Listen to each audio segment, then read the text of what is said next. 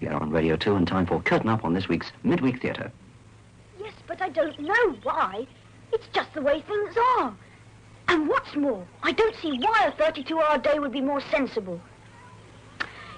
Yes, I know that. But 24 hours is the time it takes the world to turn around. And that makes 1 day. And 7 days make 1 week. No, we don't have any months with 32 days in them. You've got to think about 32. You see, there are 365 days in a year.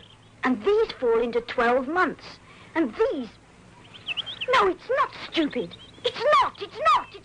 A strange conversation for a boy of 12 to be having. But when I looked out of the window to see who Matthew was talking to, the situation seemed more than strange. It became worrying. Matthew was entirely on his own. This was the first time we became aware of Chocky. Chocky, a science fiction story by John Wyndham, dramatized from a novel by John Tiedemann, with Eric Thompson as David Gore and Jay Bennett as Matthew. Chocky.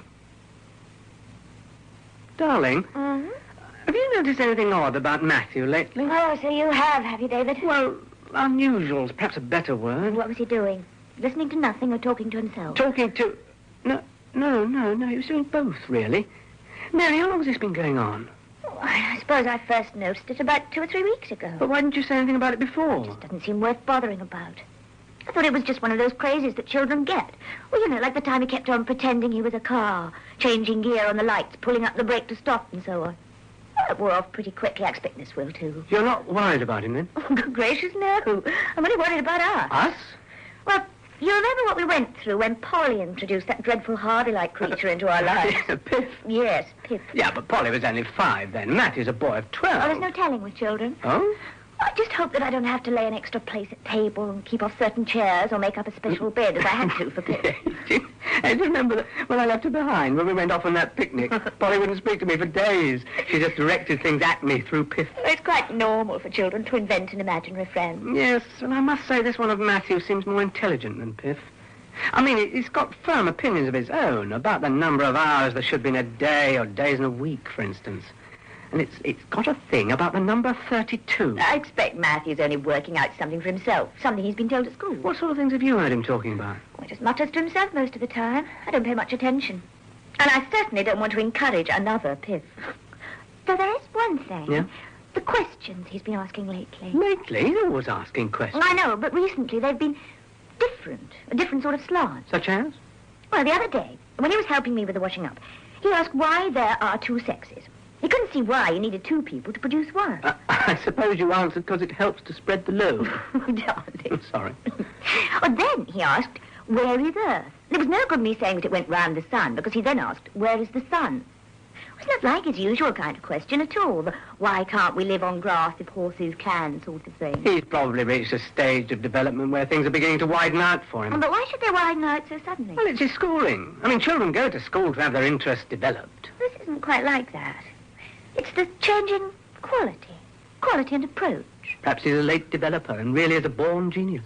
That's the whole point, David. Born. If only we knew a little more about his parents, that might help.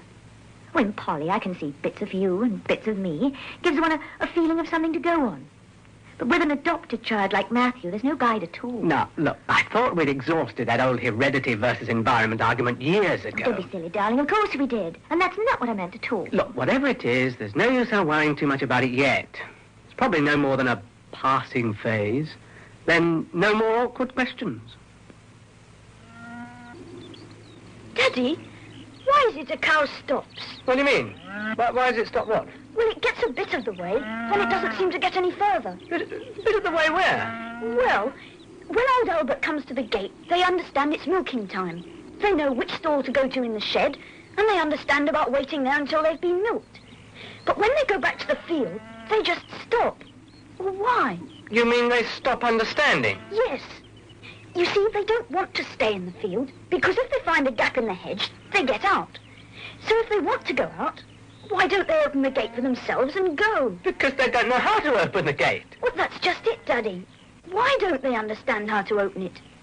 They've seen Albert open it hundreds of times, and they've got enough brains to understand which stall to go to.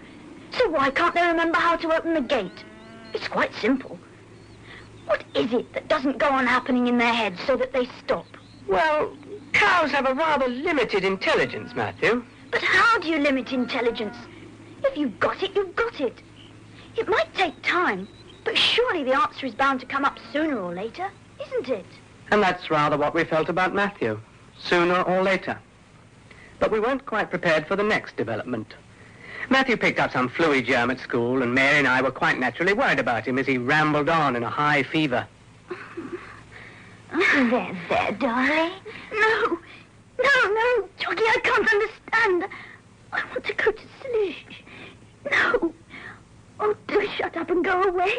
Do stop it, Chocky. Hmm? Oh, Mummy, please, I'm so tired. Tell Chocky to go away. She doesn't understand. She won't leave me alone. David, who's Chocky? Search me. Matthew, drink this like a good boy. There. You'll feel better soon. Try to go to sleep. I want to, Mummy, but Chocky won't let me. He will keep on talking. Oh, please make him shut up. He won't listen to me. Tell him to go away now. The old piff technique. Try it. Go on. Chocky, you really must let Matthew be quiet and rest. He isn't at all well, Chocky, and he needs to go to sleep. So please leave him alone now. You can come back tomorrow if he's better. See? You've got to clear out, Chocky, so that I can get better. Yes, I will. Goodbye. She's gone. Good. Now you can settle down. That's it. Good boy. Sleep well, darling. Good night, Mummy. Good night, Daddy. Night, Matthew. Well, what are we supposed to make of that? It looks dangerously like another piff. I hope it's less of a pest than the last one. Though I can't help feeling there's something wrong. Oh, you mean Chocky's sex? He can't seem to make up his mind if it's a him or her. Well, children are usually very positive about that. They feel it's important. I wouldn't say the feeling's entirely restricted to children, but I do see what you mean. It's odd. The whole thing's odd. Well, if Chocky is another version of Piff, then he or she does seem to have barged into the wrong age group this time.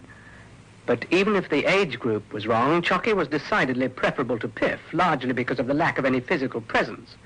And Matthew became increasingly forthcoming on the subject once he was better. In fact, all his questions were now put on Chocky's behalf, with Matthew acting as go-between or interpreter.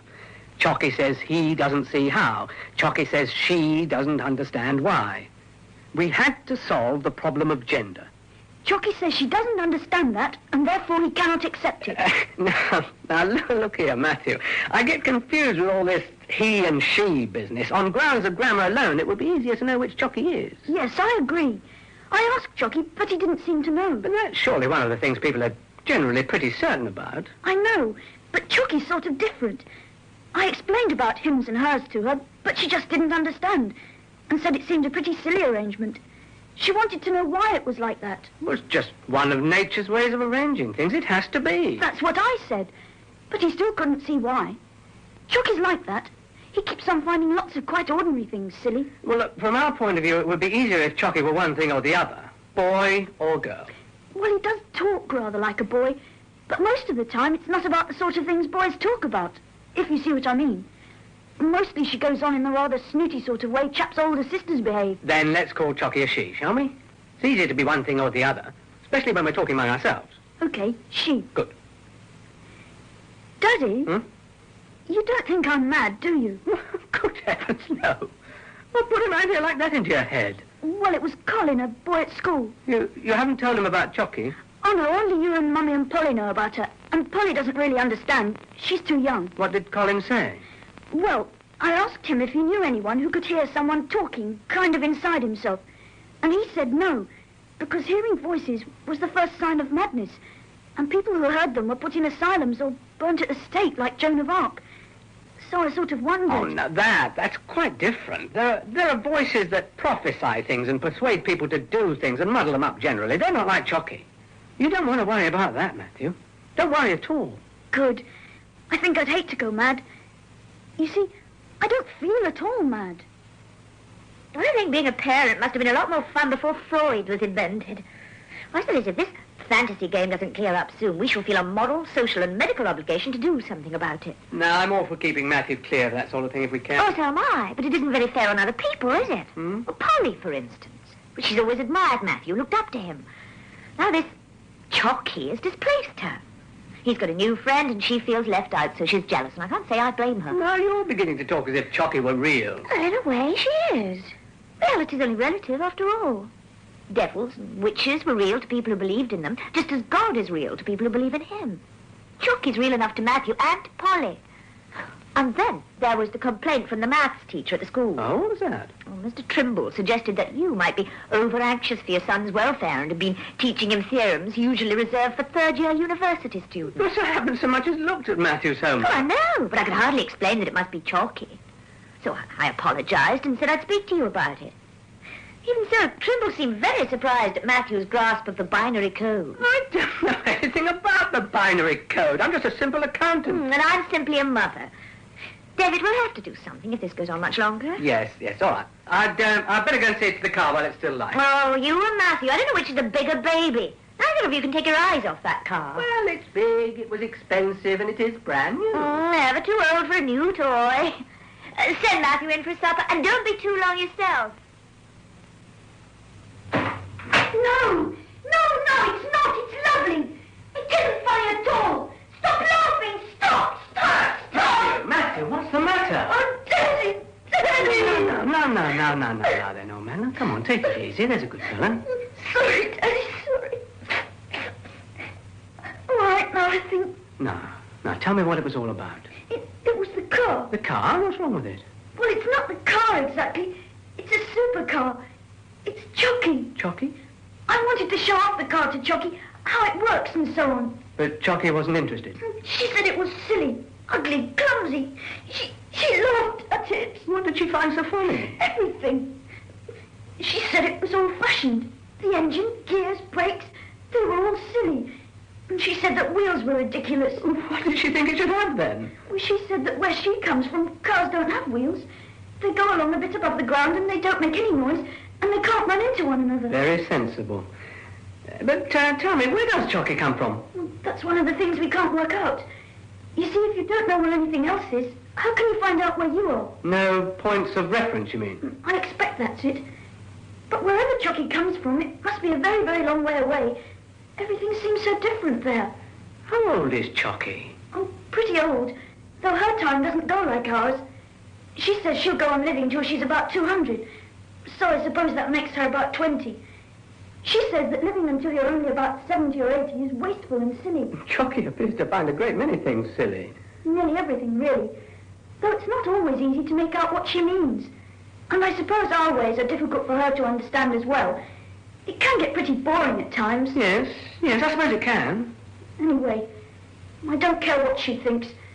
I like our new car. And whilst we're on the subject, we might point out to Chocky that we do have such a thing as the hovercraft. So she's a bit late on that one. And if that business about the car wasn't enough, now there's this. Came this morning. Oh, yes, what is it? His school report. Good one? Oh, in a sense, better than usual, but reading between the lines, I think they're as puzzled as we are. Oh, how? Well, Trimble says that he wishes Matthew would confine his interests to orthodox mathematics. The physics master notes a difference of approach this year and too great a capacity for asking questions, whilst poor Mrs. Blade, his biology mistress, seems utterly bewildered. I suppose he's been trying out Choppy's one-sex theories on her. All very well for oysters, but it could play havoc with the rudiments of biology teaching. David, do be serious. We can't just let it drift any longer. We must do something. Then what do you suggest? Well, Dr. Acott... No. He's all right as a family pill pusher, but not for a matter like this.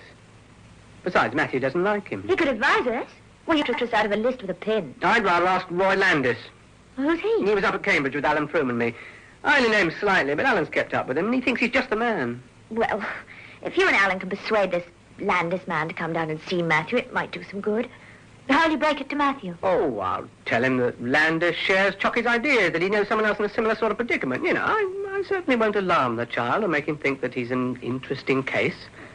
Would Sunday be all right? Janet and the family are coming for the weekend. Oh, your sister and the brood. But they'll be going after Sunday lunch. Good. So you could ask Landis for dinner if you like. All right. At least we shall feel that we're doing something. If you want any more coffee, do help yourself, Dr. Landis. No, thank you. Can I do your glass for you, Roy? I'm all right, thanks. Mary? No, thank you, darling. Then I will. Well, you two certainly had quite a session. I hope Matthew wasn't too tedious. Tedious? Oh, no. No, it certainly wasn't that. But, David, you didn't tell me half of it. I don't suppose I know half of it. As his father, I didn't think it was a good idea to press him. I hoped he'd speak more freely to you. And you were quite right. He did. He seemed puzzled and needed someone other than yourselves to talk to. I think he'll feel better for having got some of it off his chest. That's something. Tell me, Mrs. Gore, would you say Matthew was a highly imaginative boy? Oh, I don't think so.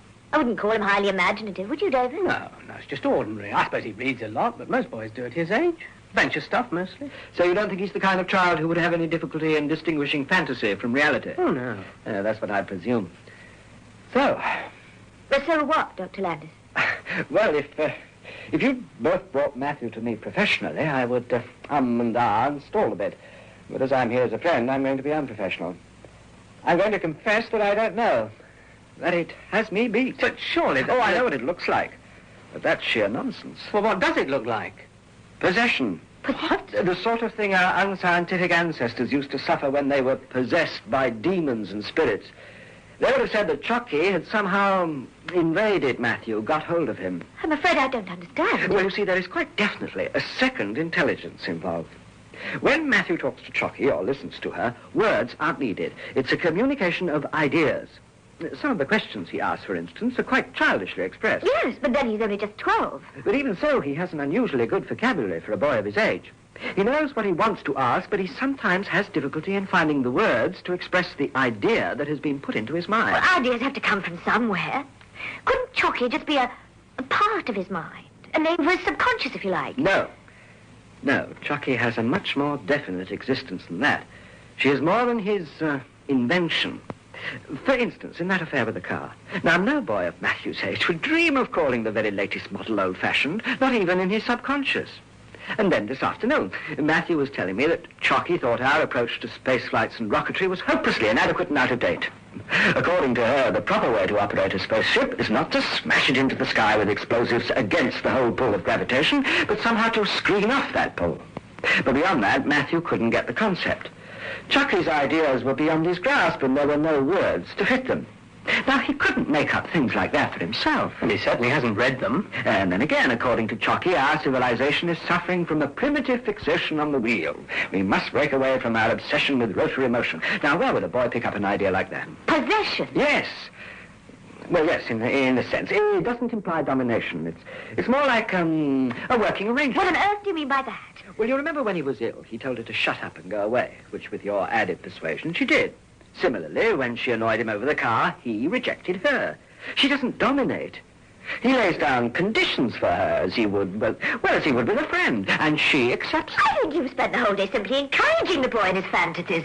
I don't see that you've done any good for Matthew or anyone. Now, Mary, In order to understand his condition, I've got to gain his confidence. But you don't have to accept the reality of Chocky with us when Matthew isn't here. Surely, Mrs. Gore, the things he's been saying, the questions he's been asking have seemed odd to you, intelligently odd. You must realize by now that it's more than an ordinary childish fantasy. But what is it? What? Can't you see that I'm afraid of it becoming a permanent obsession? What I want to know is simply the best way of stopping that from happening, and you don't seem to be able to tell us. For a psychiatrist, Roy Landis had made a bad psychological error in referring to possession. Mary had leapt at the word, and it added an element of irrationality to her anxiety. As far as she was concerned, there was something wrong with Matthew, and she wanted it put right without delay. Her concern was immediate. I went to see Dr. Aycott today. Oh, something wrong? About Matthew. You didn't take Matthew to him? No. Good. He might have thought it a breach of confidence. Yes. As I've said, I'm not against Aycott as a cut stitcher or measles spotter, but I don't feel this kind of thing's up his street. You're right, it isn't. As far as he's concerned, all Matthew needs is plenty of exercise, cold baths, fresh air, green salads, and the window open at night. No specialist? No. He's a growing boy, and nature is the greatest healer. Oh, I'm sorry. Oh, David, we must help him somehow. Look, I know you didn't take to Roy, but he is highly thought of. Dr. Landis just thought he was an interesting case. If he were to become normal again, it'd cease to be interesting. Now, that isn't fair, darling. Matthew isn't abnormal. He's just normal plus something. Something different. You can say that again. I want you to look at these, David. What's that? Well, they're paintings. He must have brought them back from school. I found them when I was tidying up his room this morning, behind the chest of drawers. You mean he'd hidden them? No, I think they'd slipped down by accident. Not bad. These landscapes, they're not like anything he's done before. Unusual vision of the world, three-dimensional almost. Where's that? Oh, it's a corner of the playground. Might be from the art room window. Figures in it look pretty spindly. This portrait thing, who's this? Mm. Is it? I don't have green traffic lights for eyes. Well, I've got more hair than that. I suppose this one's you. It's not very nice. That is Miss Soames, the art mistress, and not very flattering. Well... Those pictures, they're good, artistically. But are they his? Did he do them? I know. There's only one way. Ask him. Is he still up? Well, he should be. We'll see. Matthew! Matthew! Yes, Mummy? Daddy wants a word with you, dear, in the sitting room. All right, Mummy, coming. You're not going to like this, Mary. I haven't liked any of it. I suppose it is just possible somebody gave them to him. Matthew, shut the door. There's a good boy. Yes, Daddy. Mummy happened to find these when she was clearing your room. Oh, so that's where they went. Are they yours? Yes. Did you paint them? Yes. They're better than the pictures you usually do in art. These aren't art, they're private. You seem to be seeing things in quite a different way. Yes, I expect it's something to do with growing up. Did you really do them, Matthew? Yes. Well, I mean, sort of. Well, I did do them. Oh, it's all right, darling. They're so good that Daddy and I were interested, that's all. Did this view really look like that to you? I did them, Mummy, but they look a bit funny because that's the way that Chocky sees things. Well, tell us about it, darling. Well, one day after art class, Chocky said that I didn't see things properly. I didn't understand what she meant, so she told me to sit down and think of nothing. Sort of switch off me and just let the picture come. And it did. Well, she sees it and I do it. You mean you hand over to Chocky? Yes. It's like riding a bicycle without hands. Only Chocky does the steering, not me. And it doesn't happen when you don't want it to? Oh, no. I have to make it happen. The doing is all mine. They're much better than the pictures I paint when they're entirely mine, don't you think? Have you shown them to anyone else? Not shown exactly, but Miss Soames saw the one at the playground and made me, well, Chocky and me, do another picture while she watched. What did she do with it? I don't know. I think she kept it. Well, we'd like to keep these for a while, just to look at. All right, but don't lose them. No, we won't. Now, time you off to bed. Don't read too late.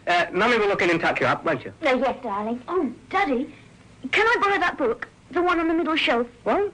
What, Louis Mumford's Living in Cities? That's a bit heavy for bedtime reading, isn't it? Pretty boring. But Chocky thinks it's interesting. The bits I can understand for her. Well, give it a rest for tonight, eh? Get some sleep like a good fella. Okay. Good night, Daddy. Good night, Mummy. Oh, and Daddy? Yes? That portrait isn't a bit like you. It isn't, really. Oh, David. You're such a lovely boy, and that... No, Mary. But Mary. I'm afraid for him, David. This Chocky, this whatever it is, it's getting more real for Mary, him. come on now. He's beginning to let it take control of him. I'm afraid, David. Afraid. For our summer holiday, Mary and I took a cottage on the North Wales coast with Alan and Phyllis Froome. Their two children were much of an age with our own, so it all worked out rather well. It also allowed the adults to take turns at going off duty for a bit, so Mary and I would take every opportunity we could to explore the countryside together. Towards the middle of the second week, we returned late from one such expedition, and as soon as we reached the cottage, we both sensed something was wrong. What happened, Alan? What's the matter? I know something's happened. There's nothing to worry about. Polly and Matthew are quite safe. But what's happened? Slight accident, that's all. Oh. They fell in the river, but they're quite all right. Where are they? Upstairs. Phil's with them. She gave them warm drinks, a good bath, and put them to bed. Oh, I'll go up and see them right away. Oh. Sorry about all this, Alan. Thanks for coping. Well, it gave us a nasty shock, I must say. Here, let me get you a drink. Thanks. Whiskey? Fine. Well, what happened exactly? Well, the kids, all four of them, were playing round that rickety old landing stage on the estuary when that hulking great motorboat of Bill Weston's broke its moorings. Yeah. Thanks. The tide had just turned and was running out pretty fast. Carried the boat downstream and it socked the landing stage full tilt. Well, the end of the thing collapsed and Matthew and Polly were thrown into the water. And what about your two? Well, they were standing back a bit from the end, so they were okay. Oh, that's some mercy. There's a pretty strong current out there. Yeah, I know. Evans, who saw it all, thought Matthew and Polly had been done for. But then he saw your boy strike out for the girl, reach her and support her until help came. Matthew? Yeah. Well, Colonel Summers went after them in his boat, and by the time he'd reached them, they'd been swept a good mile downstream. Matthew was still supporting Polly. That's pretty tricky in the current. Yeah. Old Summers was very impressed. Never seen anything like it, he said. He reckons that Matthew deserves a medal for what he did, and he's jolly well going to see he gets one. Wouldn't be surprised if he hadn't ridden off already to the Royal Swimming Society with a recommendation. I must say, we'll all back him up. There's no doubt your Polly would be a goner if it hadn't been for Matthew. I didn't know the boy had it in him. He hasn't. What? Look, Alan, have you ever seen Matthew swim? Well, now you come to mention it, I can't No, say. you can't say, because you've never seen it. Matthew can't swim more than 3 consecutive strokes. He hates the water. Then you mean... Yes. Chocky. But surely, David, you can't Look, believe... we've been over all this with Roy Landis. Now, you were in on all that, and you know what Roy thinks. Yes, but this is different. Yes, I know.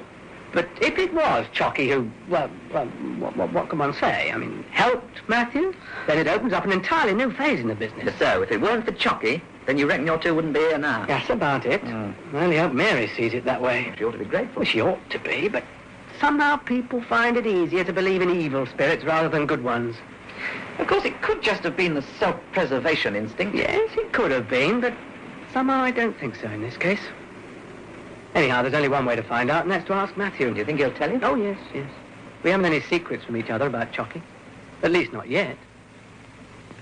That was our reporter, Tim Matthews, yes. speaking to us from the Kingdom of Mercia, or, as we know it, Montgomeryshire.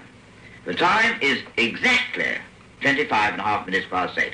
And I've got that right. Come on, darling, you must get a move. Well, now, from the right. influence Let's finish this. of early angles to the incidence of a modern angel. Whilst on holiday in Wales, young Matthew Gore saved his even younger sister from drowning. Eyewitnesses maintain that he supported her whilst they were both swept out to sea for nearly 2 miles.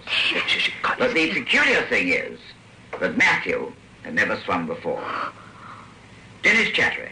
No, Matthew, some reports about the incident, aren't they true? Well, yes, I suppose so. Well, and you never swum before? Yes. Well, I mean, no. Well, you hadn't swum before, No, I tried, but it wouldn't happen. but this time it did. Yes. Well, I'm told that you heard a voice, the voice of a guardian angel telling you what to do. No, that's a lot of rot. Well, you told the local reporter then. Well, that's what he said it was.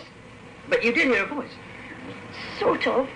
And after you heard it, you found that you were able to swim. Hmm. So, now you don't think it was a guardian angel that told you how to do it? I never said anything about a guardian angel. That's just silly newspaper talk. All that happened was that I got into a flap and I just found I could swim, that's all. But that was not all. Oh, David. Colonel Summers, who rescued Matthew and his sister Polly as they were What is being that, swept Mummy? out to sea by strong currents, Oh, maintained Put that off, in Mary. any ordinary circum. Matthew, why didn't you tell us? well, a man phoned up when you were out and said he was from the BBC. He came down with a tape recorder. I didn't think you'd But mind. Matthew, surely I you... didn't think they'd use it anyway. It wasn't that interesting. Now, Matthew, no more interviews. Well, it wasn't like an interview. Well, what was it then?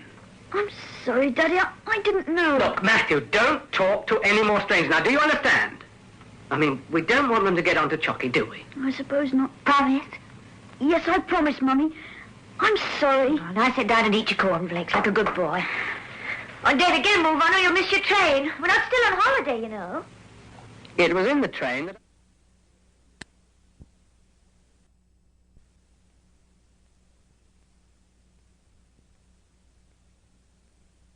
Sit down and eat your cornflakes like a good boy.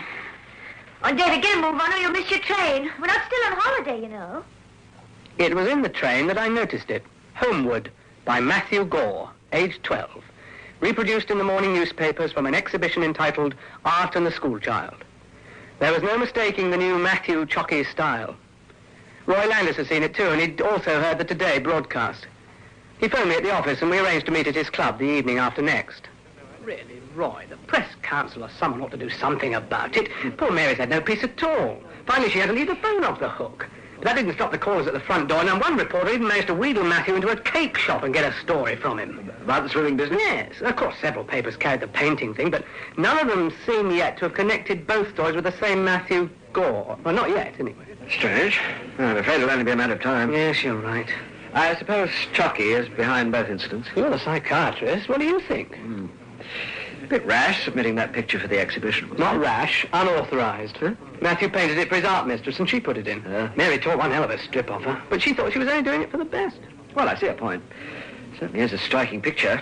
An unusual vision of a school playground at the end of the day. Yes, Chocky's vision. Yes, Chocky. Everything comes back to her, doesn't it? Chocky's right in the wings, and she'll be taking her call in public at any moment. For all your sakes, I think we should prevent that. You certainly do accept the reality of Chocky, don't you? I merely apply the Sherlock Holmes dictum. When you have eliminated the impossible, whatever remains, however improbable, must be the truth. Elementary. But what, my dear Roy, do you suggest? Thorpe. What? Thorpe. Sir William Thorpe. I've thought a lot about all this, David, and I'm sure he's your man. He's got all the experience, and he's not bigoted. He treats each case on its individual merits. Oh, he's sometimes unorthodox, but he nearly always gets results. Isn't he the fellow who's just been appointed as a sort of advisory industrial psychologist to one of the big groups? You know, some sort of big business foundation? That's right. But surely he'll cost us a fortune. No, not if he's really interested. And I think he will be in this one. Well, let's hope so. If anyone can help, I put my money on Thorpe. Now, wait a minute, Roy. I thought you said the last time we met that Matthew didn't need help. I'm still not convinced that he does. But I'm sure your wife does. Yeah. She's afraid for Matthew. She wants Chocky driven away, abolished, exorcised. Although Chocky saved your daughter's life? Yeah. Of course, she's a bit confused about that part of it. I'm just afraid she might do something stupid. Like trying to smoke out Chocky on her own? Yeah, something like that. Then I think you should discuss with her about taking Matthew to Sir William and agree to wait for his opinion on the case.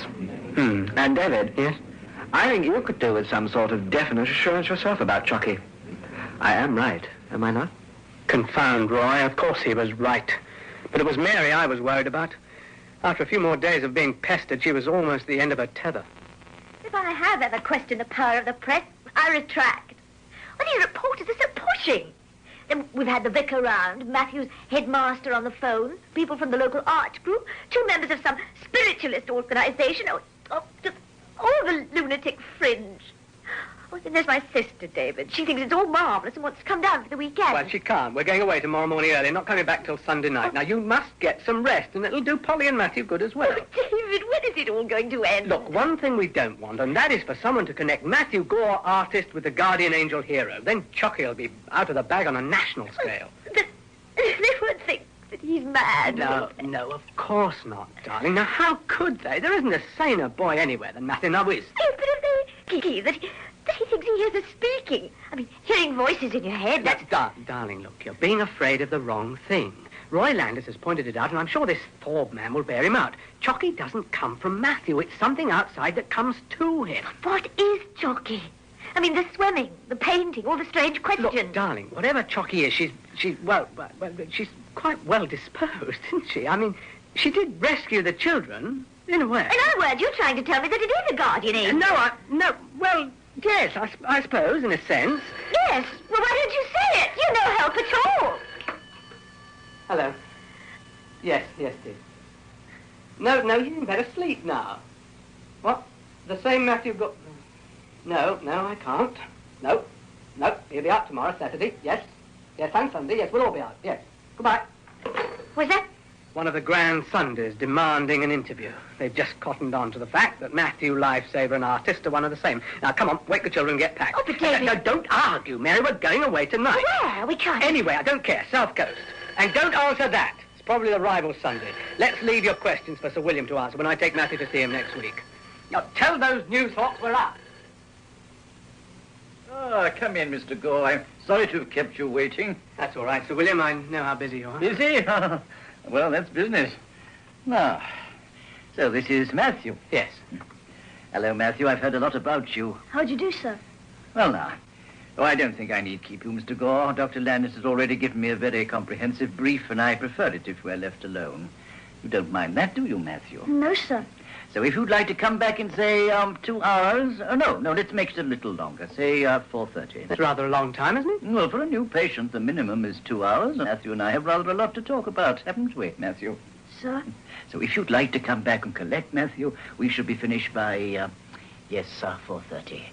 He'll be with my secretary by then. But won't you want to... No, see, you know, Mr. Gore. No, I'll put everything in writing and send it to you in a day or two.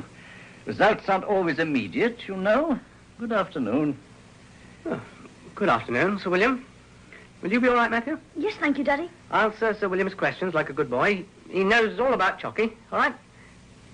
See you later. Do you What? know all about Chocky? Well, not all. That's what I want you to tell me, but I do know about her. Now, you sit down there. Here. Yes, that's it, under the light. Good. I like your father. Yes, so do I. He knows all about Chocky, of course. Oh, yes, we don't have secrets. And Mummy, Well, she doesn't understand. no, nor Polly, Polly? my sister. Oh, yes, the young lady Chocky made you rescue. Yes, Chocky rescued her. Good. Now, Matthew, do you like records? Oh, yes. But Chocky says that our music is all wrong. Yes, I know that, but this record I'm going to play is the sort of music that Chocky would understand, that she'd like. Oh? Yes.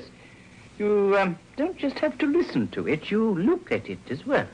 You must watch the record going round. There's a pattern on it. You see? Yes. I've never seen a record like that before. I expect Chocky has. Now, put your head between your hands. Yes. And lean forward. And as it goes round, you keep staring at it as well as listening to it. Right? Mm-hmm. Good. There. Watching? The pattern's moving. It's rather like the bathwater going down the plug hole. Yes. Yes, it is. Not the same sort of noise, though, is it? No. Do you like it? The sound? Mm. Does Chocky like it? Don't know. Don't know. Matthew? Matthew? You like it, don't you, Chocky? Eh? Chocky?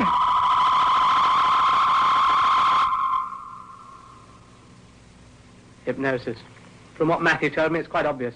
I can't say that I like the idea very much. Well, I'm sure that Sir William only used hypnosis because he thought it was the quickest and easiest method. Whatever his methods, the results have been very strange. He's not like the same child. What do you mean? Well, sure you've noticed. Ever since he saw that Thorpe man, 2 days ago, well, he's been so listless. Well, he just goes off on long walks, taking sandwiches, and he's painting things with him. No harm in that. Yeah, but there's no life in him. When he comes back, he just shuts himself away in his room.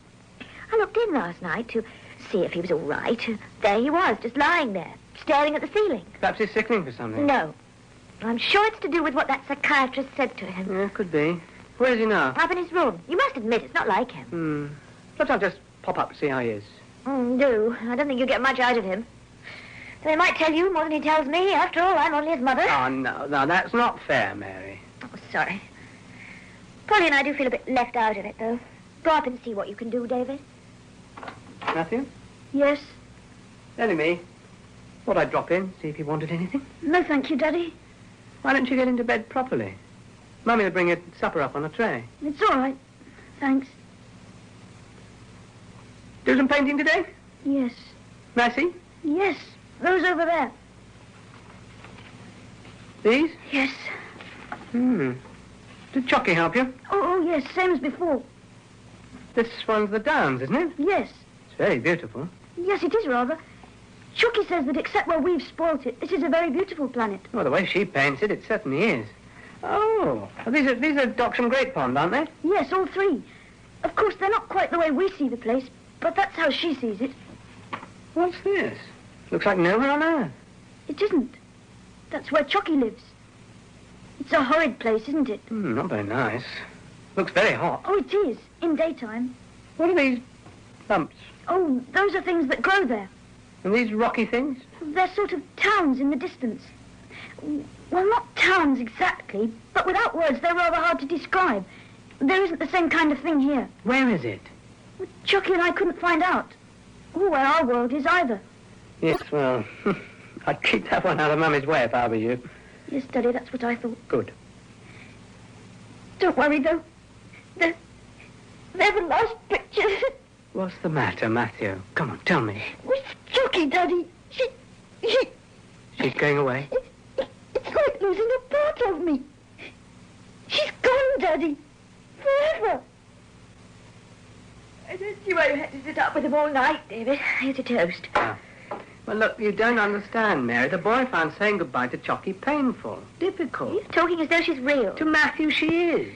Well, I hope he'll come down and eat his breakfast. He'll be done, all right. Oh, thank goodness it's all over then. Looks as though Sir William Thorpe cured him. Cured him? Well, got rid of it under hypnosis. Exercised him, if you want to use the way your friend Landis spoke. Possession. It was all a fantasy, and the fantasy he's, well, dispersed. I wish it could have been done in a way that didn't upset the boy quite so much. However, seems you're right. Oh? Yes, Sir William's report, analysis, call it what you want to, came in this morning's post. You better read it. He seems to support your theories. What does he say? Everything and nothing. There's a lot of waffle and high words about the Chocky presence and the Chocky trauma, but it all boils down to fantasy and the subconscious taking over. Everything's explained away quite logically and all for no charge. What? Yes, an interesting case. You ought to be glad. Well, I'm glad Matthew's better, if that is what he is, but I must say I'm pretty disappointed. No, really, David. Don't worry. This also came to the post. What is it? A registered package from the Royal Swimming Society. After Colonel Summers' constant recommendation, I leave its contents to your imagination. Oh, I like that. It'll help make up for losing Chocky. No, I don't think it will. Morning, Mummy. Morning, Daddy. Morning. Oh, what's that, Daddy? Well, it's for you, Matthew. Came this morning. Oh? Yeah, here you are. Now, you sit down, I'll get you breakfast. What is it, dear? I don't want it. Oh, but it's lovely, Matthew. A lovely bronze medal. It's not fair. It's Chocky's. She saved me and Polly. It's not true, Daddy. It's not true. It's not true. Matthew, darling. Leave him, Mary. Let's have a look at it. Awarded to Matthew Gore for a valorous deed. It's a shame he's taken it like that. It's a shame it arrived when it did. Give it to me, Mary. I'll keep it for him till later on. The rest of the week was uneventful, and Matthew somehow seemed to have recovered from his loss. On Friday, I worked late at the office, had dinner in town, and didn't arrive home until well after 10 o'clock. A frantic Mary was on the telephone. Right. Oh, thank you for your help. Yes, I will. It's my husband. He's just come back. I must go. Goodbye. Oh, David. Mary, what's the matter? You look awful. What's the matter? It's Matthew. He's gone. Gone? Disappeared. Disappeared? He didn't come back from school at the usual time, and I waited in case he'd been kept in or something. And then at 6, I phoned the school, and they told me he'd left just after 4. What? So I got worried and phoned the police. Well, what did they say? They were very helpful. They said they'd ring if they had any news, but that was over 4 hours ago. Well, why, look, Mary, Meanwhile, why... I phoned all the hospitals round here. I was on to one of them when you... David, I'm so glad you're back. Now, sit down, darling, and relax. I can't. I'm so worried. It must be something to do with all this Chocky business. He must have lost his memory or something and be wandering about. Now, look, Mary, if Matthew were to have done anything silly, it would have happened a couple of weeks ago when Chocky left. He'd got over her completely. So William's treatment did the trick. Now, we know that. And perhaps Polly's right. Polly, what does she say? She thinks Matthew's been kidnapped. But why? Well, he's something of a celebrity in the papers and that sort of thing. Well, in that case, they must know we can't afford an enormous ransom. And what's more, the papers are onto his disappearance already. How? People talk. Some of the boys at school. We know only too well how quickly news travels. Oh, I can just see them relishing headlines like child artist vanishes, guardian angel hero missing. Oh, David. Well, just hope it doesn't come to that. Now, look, Mary, look, there's probably some perfectly simple explanation. Perhaps that's the police. They might have heard something. I'll take it. Hello, Mr. Gore speaking. Oh, yes, Mr. Bollard. Who? Yes, I think we met at some parent-teachers thing. Yes, that's right. Larry's father. Oh, so he told you? Yes. Did he? When? Huh? Yes, I see. What was it like? Hmm. Well, look, I think it's best if I come round and pick up you and Lawrence, and then we'll all go down to the police station together. All right? Yes, she is. Hmm. Yes, I will. Yeah. About 10 minutes, all right? Bye. Well? Lawrence Bollard apparently saw Matthew talking to a man in a big car. A Mercedes, he thinks, not far from the school gates. Matthew got into the car and they drove off. Who? The boy didn't know. He happened to mention to his father that Matthew seemed to be missing and told him a bit about the car. Because of various cases in the papers, the Bollards thought we ought to know. Darling, you don't think it is anything like that? No, of course not. Matthew can look after himself. He's a sensible boy. Well, let's hope the police can help. We must have some news of Matthew soon. But there wasn't. There was no news, good or bad, except in the newspapers, of course.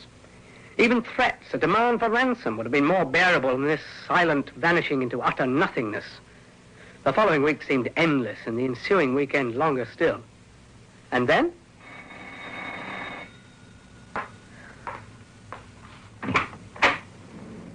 Matthew! Hello, Mummy.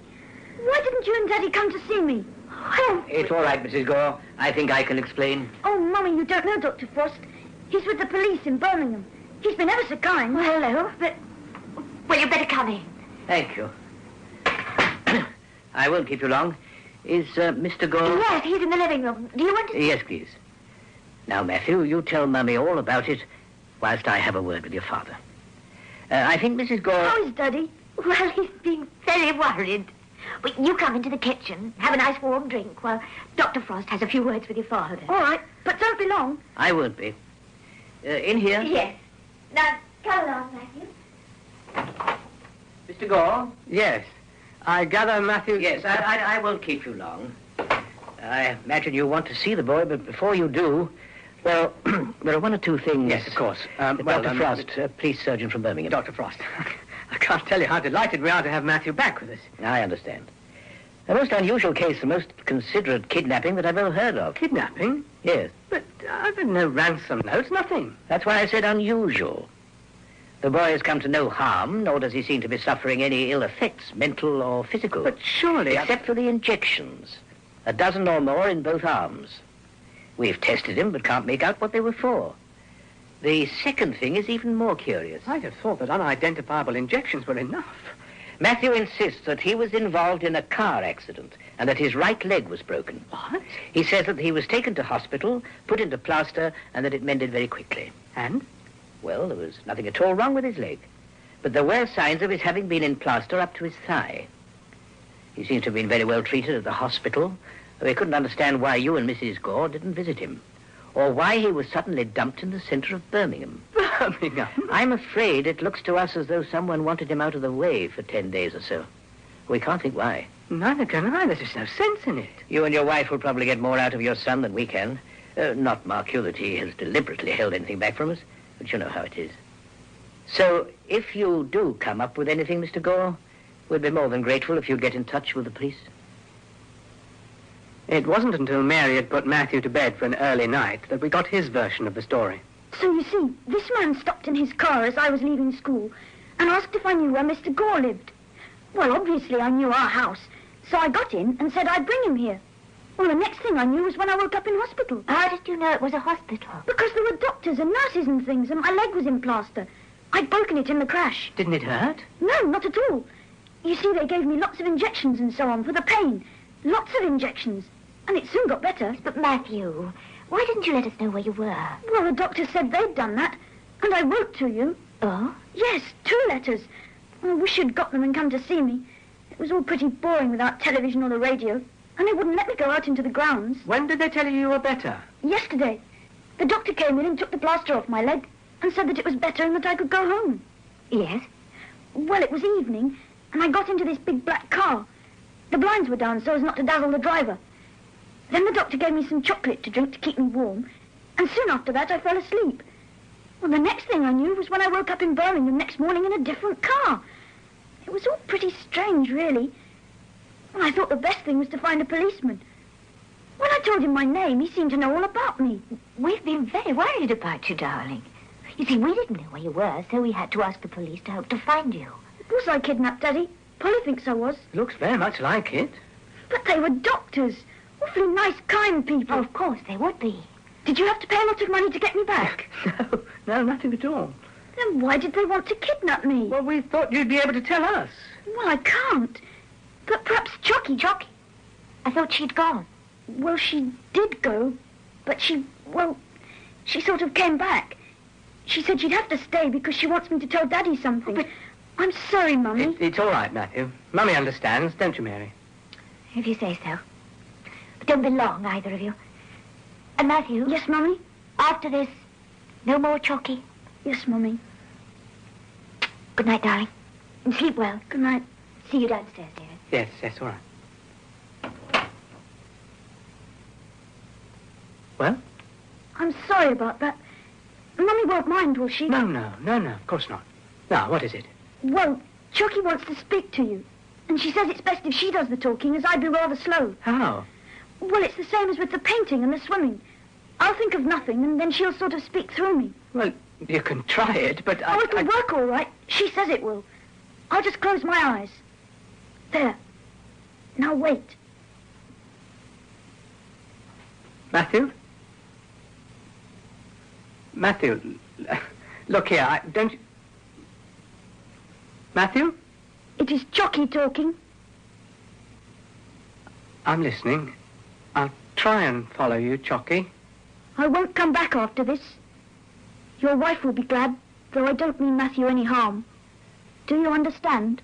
I think so. But first tell me who you are, why you're here. I am an explorer, a missionary. I came here to teach things. Where do you come from? Far, far away. Many, many parsecs. I came to find out what sort of planet this is. But why? Ours is a very old planet compared to yours. It is very overcrowded, so we must find other planets to colonize. Of the millions and millions of planets in space, hardly one is suitable for our purpose. Before we send a ship, scouts are sent out to explore. And is our planet suitable? Oh, no.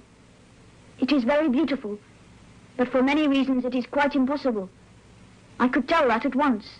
Then why did you stay? Intelligent life is very rare. At one time, we thought we were unique, but our journeys into space have shown us one or two other civilizations. We must study, we must learn, and we can teach. What do you think of us? Narrow. Your technology is primitive. You have not solved the problem of an infinite supply of power. Your use of sun-based fuels is like someone living entirely on capital.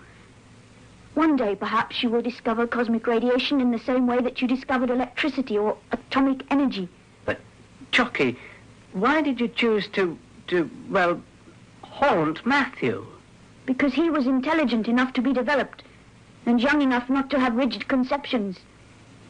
If, with my help, he had succeeded in demonstrating, let us call it, cosmic power, he might have been greater than your Newton or your Einstein. Then why are you leaving him? Because I have failed. I made mistakes. I became too involved with him. I did too much. I told him too much. I was not discreet. Well, for Matthew's sake, I can't say that I'm sorry. When he hypnotized Matthew and found out all about me, I knew I had to go. I knew that he and his industrial friends would stop at nothing. And they did not. They kidnapped Matthew. They drugged and hypnotized him until they had wrung him dry. So I had to let them know that I had gone, that Matthew was of no further use to them. But why not tell them all about this cosmic power thing? I should have thought that was the opportunity you wanted. And what then would have been the value of a little boy's life? He'd have become a pawn in a game of industrial greed and power politics. Even now, Sir William and his friends will be watching Matthew. Only if I go can he be free. Will you go back to your own world? No. I still have work to do here. I will help you to solve your planet's problems, but I will be more subtle, more careful from now on. What are you, Chocky? What are you really like? That is something you would not understand, and it is better that you do not know. Now, if you will leave us, I would like to say goodbye to Matthew. All right. Goodbye, Chocky. Goodbye. And thank you for having tried to understand. Don't wake Matthew till the morning. He'll be himself again by then.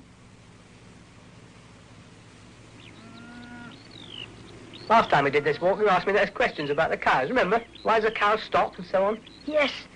It seems a long time ago now. Still, they were all Chocky's questions, really, weren't they? Yes. She told me why she had to go, you know. Yes, she told me too. It's going to be a bit dull without her.